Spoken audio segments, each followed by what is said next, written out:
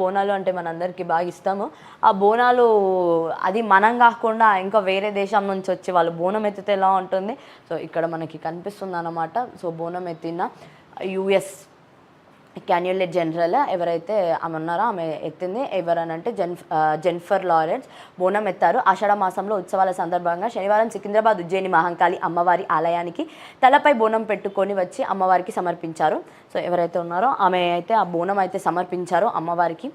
ఆ తర్వాత ఇక్కడ మన దేశంలో ఈ మధ్య బాగా చూస్తుంది ఏంటిది అని అంటే టెర్రరిస్ట్ అటాక్. అది కూడా జమ్మూ అండ్ కాశ్మీర్లో బాగా జరుగుతుంది ఈ మధ్య.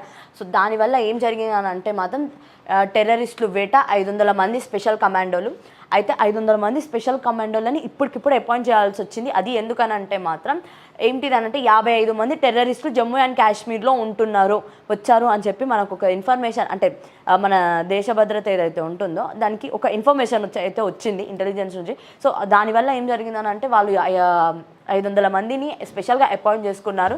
ఈ టెర్రరిస్ట్ అటాక్లు అనేవి ఈ మధ్య బాగా జరుగుతున్నాయి కాబట్టి ఏం జరిగింది అసలు ఏంటి అని ఇంటెలిజెన్స్ నుంచి వస్తే 55 మంది టెర్రరిస్టులు జమ్మూ కాశ్మీర్లోకి చొరబడారని సమాచారం అనడంతో ఆర్మీ అలర్ట్ అయింది. ఆర్మీ అలర్ట్ అయ్యి 500 మందిని పారామిలిటరీ స్పెషల్ కమాండోలను రంగంలోకి దింపింది. సో 500 మంది అయితే వాళ్ళు రంగంలోకి దిగారు. సో చూడాలి నెక్స్ట్ ఏం జరగబోతుంది, ఎలా ఉండబోతుంది అనేది.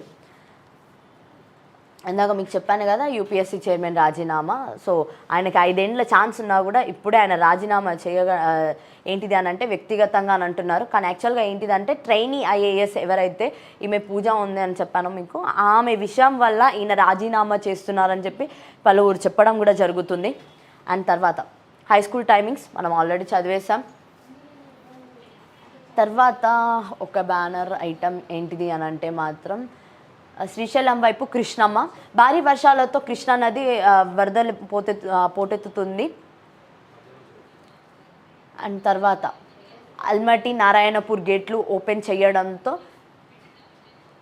జూరాల ప్రాజెక్టుకు లక్ష క్యూసెంట్ల వరద వస్తుంది అని చెప్పి. అండ్ తర్వాత ఇక్కడ మనం చూసుకోవచ్చు అనమాట ముసురుకుంది అని చెప్పి మనకైతే ఉంది. రాష్ట్ర వ్యాప్తంగా అయితే వర్షాలు అయితే కురుస్తూనే ఉన్నాయన్నమాట. మొత్తం రోజు కురుస్తూనే ఉంది, మనం చూస్తూనే ఉన్నాము. పొంగి పొర్లుతున్న వాగు వంకలు ఎక్కడైనా సరే కానీ వాటర్ అనేది అయితే అట్లా వర్షం పడుతూనే ఉంది. డైరెక్ట్ ఎట్లా అంటే చిన్న తుంపర్లైనా పడుతుంది, మొత్తం అయితే ఫుల్ వర్షమే అవుతుంది. జూరాల 17 గేట్లు ఓపెన్, శ్రీశైలం ప్రాజెక్టుకు వరద. సో శ్రీశైలం ప్రాజెక్ట్ ఆల్రెడీ వరద అనేది చేరుకుంది. పోతెత్తుతున్న ప్రాణహిత ఇంద్రావతి,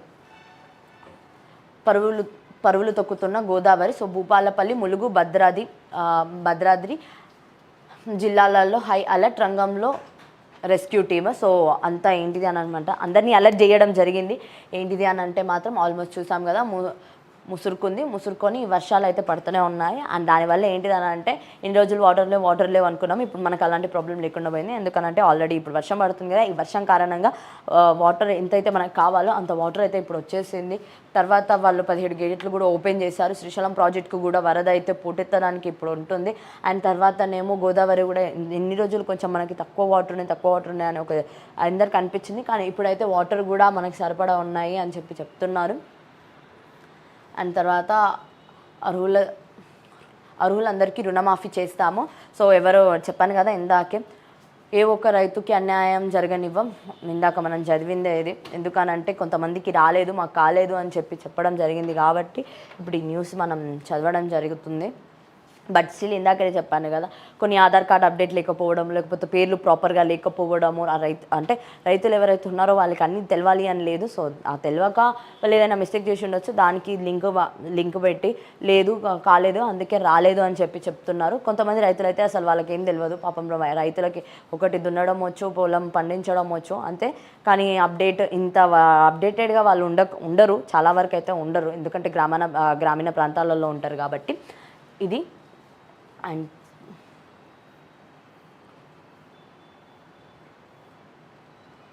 ప్రభాకర్ రావు రెడ్ కార్నర్ నోటీసులు అంటే ఖచ్చితంగా ఆయన ఎక్కడున్నా సరే కానీ ఇక్కడికి రావాల్సిందే. సో ప్రజెంట్ అయితే ఆయన అమెరికాలో ఉన్నాడు, అమెరికాలో నుంచి రావాలి. ఈ ఈ రెడ్ కార్నర్ అంటే ఏంటిది అని అంటే మాత్రం అక్కడ ఇంటర్నేషనల్ పోలీసులు ఎవరైతే ఉంటారో వాళ్ళకి చెప్తారనమాట. సో అండ్ సో పర్సన్ మాకు కావాలి అని చెప్పి సో అండ్ సో పర్సన్ కావాలి అన్నప్పుడు ఆ పర్సన్ని తీసుకొస్తారు. అండ్ ఇక్కడ మనం చూసుకోవచ్చు కూడా మనకు A1గా అయితే తెలుసు ప్రభాకర్ రావు. అండ్ ఇక్కడ మనం చూసుకుందాం ఎంక్వైరీ నుంచి కేసీఆర్ తప్పించుకోలేరు. అండ్ సుప్రీంను ఆశ్రయించక ముందే 78 పేజీల నివేదిక రెడీ చేసిన జస్టిస్ నరసింహారెడ్డి. సో ఏంటిది అని అనమాట, ఆల్మోస్ట్ మనకి ఇదంతా తెలుసు అనమాట. కేసీఆర్కి ఒక నోటీస్ అయితే వెళ్ళడం జరుగుతుంది. అండ్ కేసీఆర్ దీనికి సంబంధించి 12 పేజీల లేఖ కూడా రాసి ఎవరైతే ఈ జస్టిస్ ఉన్నారో చీఫ్ జస్టిస్ నరసింహారెడ్డి ఆయనకు కూడా పంపడం జరిగింది. ఆ 12 లేఖలు అందరికీ తెలుసు, చాలా ట్రెండ్ అయింది సోషల్ మీడియాలో, మనం అందరం చూసాము. కేసీఆర్ ఒక్కరే నా లేఖకు నేరుగా సమాధానం ఇవ్వలే, ఏంటిది అని అనమాట, కేసీఆర్ మాత్రమే నాకు సమాధానం ఇవ్వలేదని చెప్పి ఆయన సైడ్ నుంచి ఆయన చెప్తున్నారు. అండ్ తర్వాత ఆయన తిరిగి 12 పేజీలతో ఆయన అంత మొండిగా నాకు మళ్ళీ ఇంకొక లేఖ పంపించాడు, అది కూడా నేను యాక్సెప్ట్ చెయ్యనని చెప్పి ఆయన పంపించారని చెప్పి అంటే కేసీఆర్ పంపించారని చెప్పి అయితే ఇక్కడ నరసింహారెడ్డి చెప్తున్నారు, జస్టిస్ నరసింహారెడ్డి. బిడ్డ జైల్లో పండకుండా. సో ఏంటిది అని అంటే మాత్రం ఒకటి ఇక్కడ ఏంటిది, నువ్వైతే ఖచ్చితంగా జైలుకి రావాల్సిందే, నువ్వు తప్పించుకోలేవు, జైల్లో ఉండాల్సిందే, జైల్లో పండుకోవాల్సిందే అని చెప్పి ఇక్కడ జస్టిస్ నరసింహారెడ్డి చెప్తున్నారు. ఇంకా ఏమైనా ఉన్నాయా? సివిల్ మెయిన్స్కు ఎంపిక అయితే ₹1,00,000, ఇది ముందే చేసేసాం మనం. అండ్ తర్వాత 1,50,000 కోట్లతో మూసీ అభివృద్ధి. సో మూసీ నది మన అందరికీ తెలుసు, ఒకప్పుడు బాగుండే అందులోనే వాటర్ తాగేటోళ్ళని చెప్పారు. కానీ ఇప్పుడు అదే మూసీ నది ఎలా ఉంది అని అంటే మాత్రం అటు మనం వెళ్ళలేము కూడా, అంత స్మెల్ వస్తూ ఉంటుంది. అండ్ దానికోసం ఏం చేశారంటే 1,50,000 కోట్లతోటి మూసీని అభివృద్ధి చేస్తాము అని చెప్పడం జరిగింది. అండ్ త్వరలోనే రివర్ ప్రింట్ పనులు సీఎం రేవంత్ రెడ్డి ఇవైతే ఆయన చెప్పారు ఆల్రెడీ పర్యటనలో ఉన్నప్పుడు. దీని డెవలప్మెంట్ గురించి ఆయన మాట్లాడారు. ఎప్పుడు అని అంటే గోన్పల్లి ఫ్లైఓవర్ ఏదైతే ఉందో దానికి ఓపెనింగ్కి వెళ్ళినప్పుడు ఆయన చెప్పడం జరిగింది. అండ్ నెక్స్ట్ వేరే న్యూస్ చూద్దాం.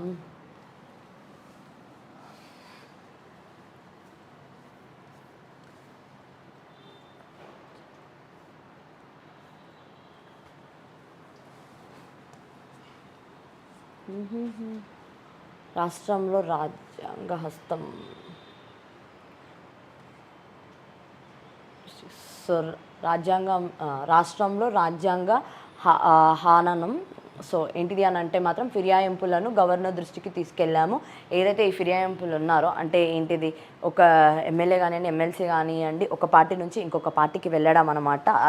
కానీ ప్రీవియస్గా చెప్పాలి అని అంటే అసలు కేసీఆర్ కూడా ఇదే పని చేశారు. ఆయన దగ్గర సరిపడే ఎమ్మెల్యేలు ఉన్నా కూడా కాంగ్రెస్ నుంచి ఇంకొంతమంది ఎమ్మెల్యేలను ఆయన తీసుకున్నారు. సేమ్ ఇప్పుడు వాళ్ళు కూడా అదే చేస్తున్నారు. అండ్ నిరుద్యోగులు ఇచ్చిన హామీ అమలు లేదు. సో ఏంటిది అని అంటే వాళ్ళు హామీలు ఏవైతే ఇచ్చారో అది ఇంకా నిరుద్యోగులకు ఏవైతే హామీలు ఇచ్చారో అవి జరగనే లేదు, ఏం చేయాలి అని చెప్పి అయితే వాళ్ళు అంటున్నారు. సో దానికి తగ్గట్టుగానే వీళ్ళు కొన్ని ఏం చేశారనంటే బీఆర్ఎస్ వర్కింగ్ ప్రెసిడెంట్ కేటీఆర్ ఆధ్వర్యంలో శనివారం రాజ్భవన్లో గవర్నర్ సిపి రాధాకృష్ణన్ను కలిసి పార్టీ ఫిర్యాయింపులు, ప్రోటోకాల్ ఉల్లంఘనలు, నిరుద్యోగుల సమస్యలు తదితర అంశాలపై ఫిర్యాదు చేసిన బీఆర్ఎస్ ఎమ్మెల్యేలు ఎమ్మెల్సీలు ఎవరైతే ఉన్నారో ఆయన రాధాకృష్ణన్కి ఏం చెప్పారు అని అంటే మాత్రం ఒకటి, ఫస్ట్ ఈ ఎమ్మెల్యేలు కానివ్వండి, ఎమ్మెల్సీలు కానివ్వండి, ఎంపీలు కానివ్వండి, ఒకటి ఈ పార్టీ నుంచి ఇంకొక పార్టీకి వెళ్ళడం. అండ్ తర్వాత ప్రోటోకాల్ ఉల్లంఘనలు, ఈ ప్రోటోకాల్స్ ఏవైతే ఉంటున్నాయో అవి ఫాలో అవ్వకపోవడము, ఆ తర్వాత నిరుద్యోగుల సమస్యలపై వెళ్ళి అయితే ఆయనకు ఆల్రెడీ ఇచ్చారు. కానీ ఆల్మోస్ట్ ఇప్పుడు కొంచెం నిరుద్యోగుల సమస్యలు తీరిపోయినాయని అనుకోవాలి మనము, జాబ్ క్యాలెండర్ ఇస్తున్నారు కాబట్టి. యాదాద్రి అద్భుతము, కేసీఆర్ ఆరోగ్యం ఎలా ఉంది. అండ్ తర్వాత 40 లక్షల మంది రైతులకు రుణమాఫీ కట్. సో ఇప్పుడు ఏంటిది అని అంటే వాడు 3 లక్షలకు లేకపోతే అలా చెప్తుంటే ఇక్కడ మాత్రం వీళ్ళు ఈ పేపర్లో మాత్రం 40 లక్షల రైతులకు రుణమాఫీ కట్ అని చెప్పి అంటున్నారు. మరి ఎందుకు కట్ ఏంటిది అని అంటే మాత్రం ఒకటి, ఆధార్ కార్డులో తప్పులు ఉండడము లేకపోతే అప్డేట్ కాకపోవడం అనేది. సో ఇది మనం ఎప్పటి నుంచో చూస్తున్న విషయమే. ఇది కొంచెం వాళ్ళకి చాలా యాంటీగా రాశారు. 7 కోట్లు అసెంబ్లీ సమావేశాల్లో జాబ్ క్యాలెండర్ మనం అన్నీ చూసేసాము. అండ్ సేమ్ ఏ పేపర్లో చూసినా కూడా ఇవే న్యూస్ ఉంది.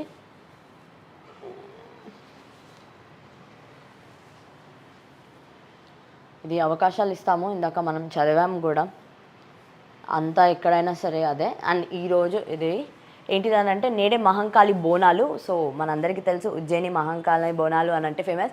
అసలే తెలంగాణలో బోనాలు అంటే బాగా జరుపుకుంటారు. మరి అలాంటి బోనాల పండుగకి ఖచ్చితంగా అందరూ అయితే మంచిగా సంబరాలు చేసుకొని అమ్మ మమ్మల్ని కాపాడమ్మ, మాకు ఎలాంటి అనారోగ్యం రాకుండా చూసుకో తల్లి అని చెప్పి అయితే ఆ తల్లిని మొక్కుతారు ఈ కాలం అంటే ఆషాఢ మాసంలో. సో ఆషాఢ మాసంలో బోనం ఎత్తుతున్నారు. అత్యంత సుందరంగా ఆలయ అలంకరణ, భారీగా ఏర్పాట్లు చేసిన అధికారులు, సీసీ కెమెరాలు ఏర్పాట్లు. సో ఏంటిదంటే చాలా బందోబస్తుగా ఉంటుంది, అన్నీ మేము ఆచి చూసి అడిగేస్తున్నామని చెప్తున్నారు.